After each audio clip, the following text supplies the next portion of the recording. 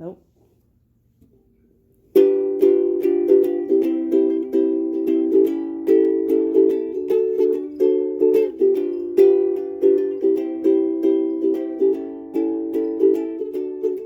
What is up, you guys? I'm James from James's Reptiles, and in today's video we're going to be looking at my leopard gecko breeding projects for this coming year, and we're also going to feed some leopard geckos some awesome superworms that we got.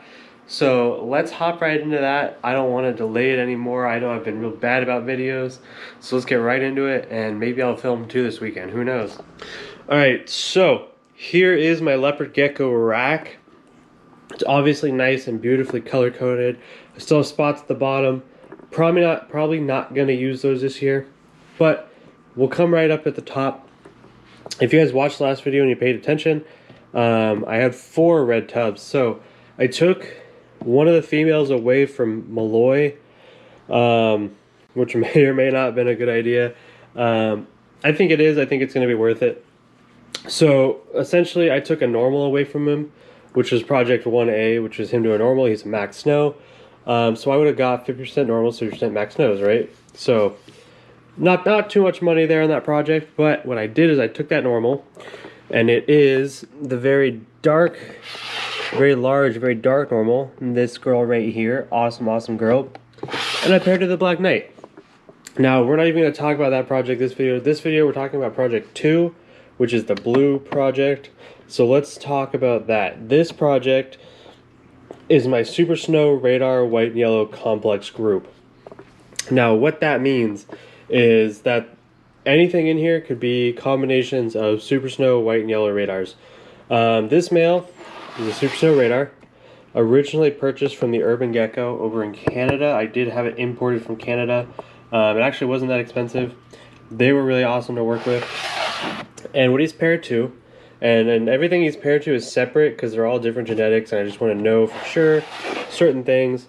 This girl right here, definitely want to fatten her up before I breed her. And she's actually a Super Snow Radar. She might be white and yellow, probably not. I'm leaning towards that she's not. But she's the exact genetics as the dad.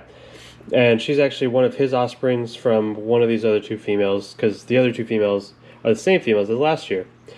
Now, her times the dad will make 100% these. These are like $300-400 animals.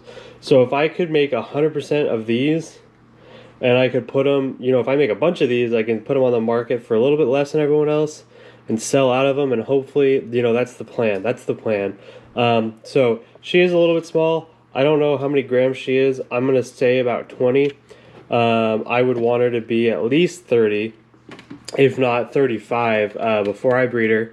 That's just me personally. Then now what I'm going to do is, well, I did feed all these just recently, but I'm going to stop feeding them very soon. I actually am no longer buying feeders.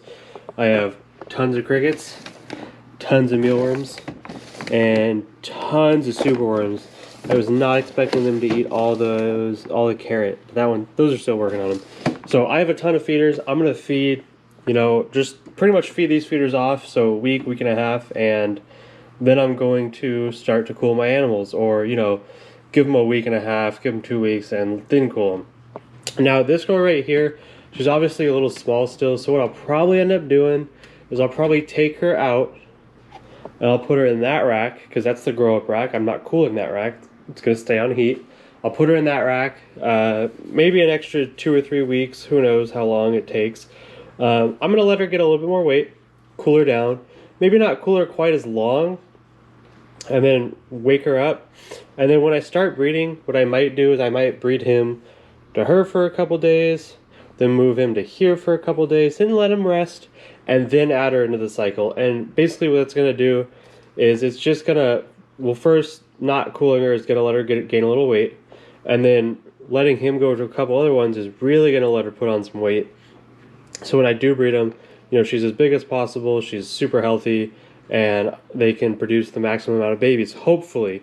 Now, am I ruining it by not pairing them right away, or by cooling her later? Potentially, probably not. Leopards are pretty bulletproof. I think I can do that and get away with it, but there is that potential there. Now, this next female, very beautiful, white and yellow radar. She did produce last year. Both the other females produced last year. Neither one of them produced a lot, which is fine. So her to him will make 100% radars. Or actually, they'll make 100% radar, snow radars, which is spectacular. Those are beautiful animals, and half of them will be white and yellows. So that pairing is absolutely wonderful. That's just going to be beautiful, beautiful animals. This one will probably produce the least, the the not as nice stuff. So in theory, I should get no normals out of this. Nothing that's not snow is what I'm saying.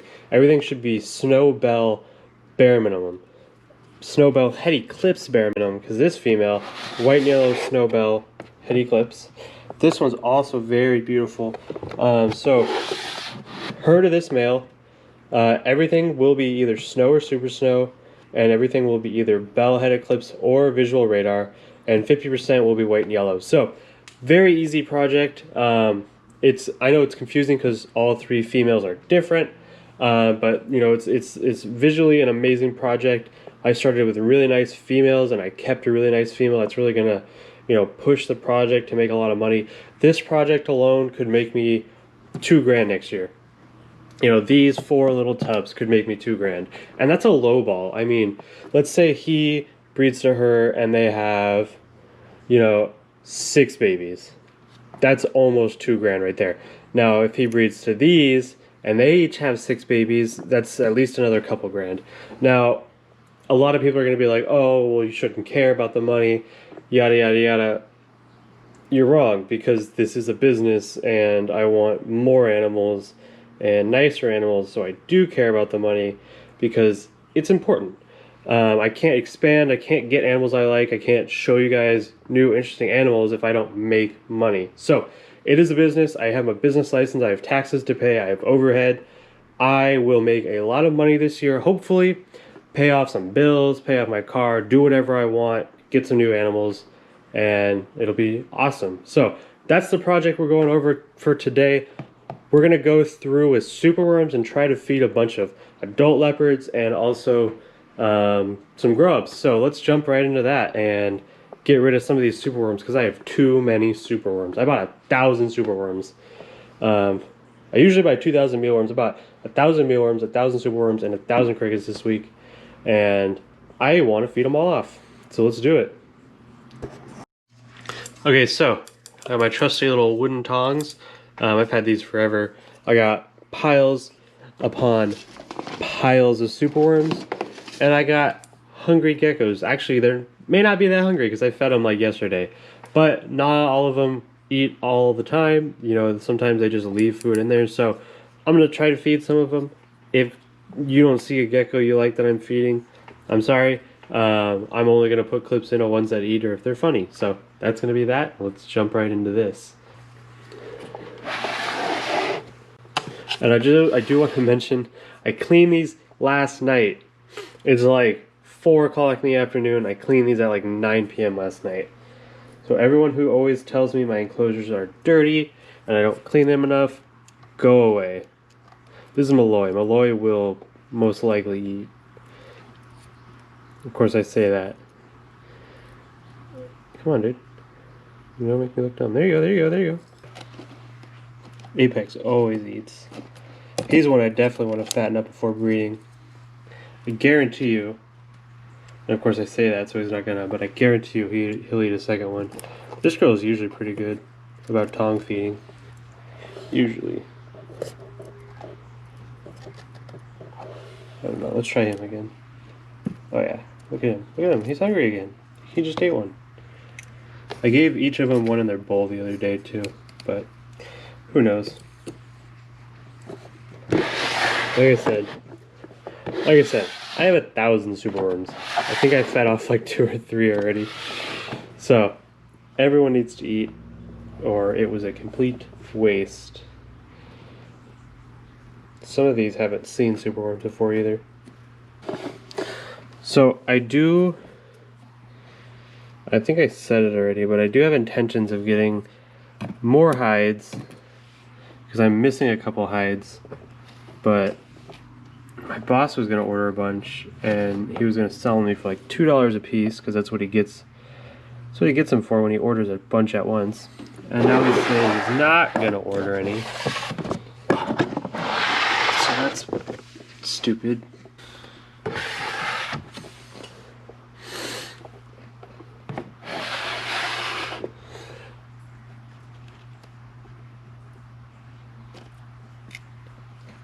Of course, the only gecko that ate 3. So, what does that tell you? He needs it though. He needs to put the weight on. Look at him.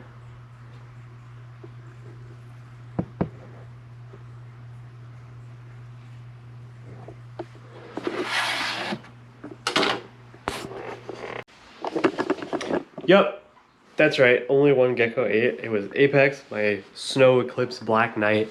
The nicest, most expensive animal was the only one that ate. How crazy is that? Usually that's the one that doesn't eat, right? So that's just gonna be it for today. It's gonna be a short video. I hope you guys, enjoyed my little talk about the projects. It is a bit of genetics. I know not a lot of people, quite get every aspect of that. But hopefully, me talking about it constantly helps people understand a little bit more, because I know a lot of people don't explain it the way, well, I know when I was learning, no one explained it the way that I needed to learn it. So when I started working with it, it started making more sense. I just constantly asked and asked and asked. I asked the same questions multiple times, and to those who had to answer those questions, I apologize. I know who they are. But hopefully, if anyone learns like me, they'll learn from this, because they'll watch a bunch of videos, and I'll talk about the same projects over and over, and they'll finally, it'll finally click with some of you. So that's gonna be it for today's video. Like I said, tomorrow we'll go over the next project, which is project 3. It's the lime green one back there. We'll also feed snakes. I'm not gonna feed my corn snakes tomorrow, so it'll be kind of interesting to see what eats, because I don't know what's gonna eat. I'm gonna feed the baby corn snakes, obviously, everything that's not gonna breed this year. But that's it. Everything that's the 5 corn snakes that are breeding this year are not gonna eat anymore. They are going to be cleaned and cooled, and in 3 months we'll raise them up. A month after that they'll lay eggs, and 2 months after that we'll have babies. So 6 months we'll have baby corn snakes. It's crazy. I bought them as babies 2.5 years ago, and I thought to myself, man, this is gonna be crazy when the time finally comes and they have babies. So the time is finally here. They're gonna have babies. I should have a pair of snakes ready to go every year. That's how you should do it. I don't want to have the same pairing, the same pair, the exact same pairings I had this year. I don't want to have them again next year. I want to add something. I want to change something. I want to improve something. I want to make it better. So that's going to be it for today's video. Like I said, there will be 2 videos this week. I don't know what days they're coming out. I'm going to separate them a little bit, but we need to get back on this schedule, this right schedule. So I used to do every day, then I was doing every other day. Now I'm doing once a week, and I really feel terrible about that. So we're going to do it twice a week now, which is the worst time to do it, because we're cooling all the geckos. So we'll make it work. We'll figure something out. But nevertheless, I'm James from James Reptiles. Make sure you guys like the video. It super duper ooper helps out. Make sure to comment below. If you have any questions, especially about genetics, if you need to know anything, if you want to tell me something, leave it down below. I do read all the comments, and I'll see you guys in the next video. Have a good one. Peace out.